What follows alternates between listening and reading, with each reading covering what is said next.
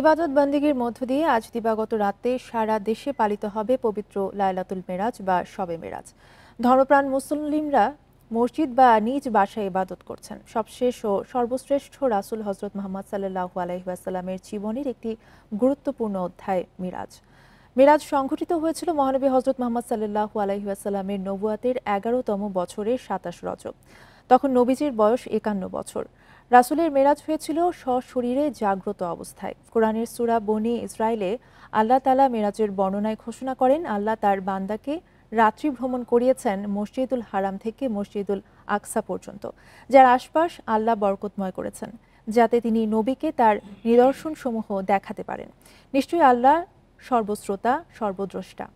মহানবী সাল্লাল্লাহু আলাইহি ওয়াসাল্লাম আল্লাহর সাক্ষাৎ লাভ করেন এবং ৫ ওয়াক্ত নামাজের বিধান নিয়ে ফিরে আসেন দুনিয়াতে।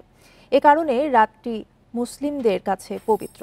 এই দিনে অনেকে নফল রোজাও রাখেন। এ উপলক্ষে কাল বন্ধ থাকবে শিক্ষা প্রতিষ্ঠান, তবে সরকারি প্রতিষ্ঠানে এ দিনটি ঐচ্ছিক ছুটির দিন।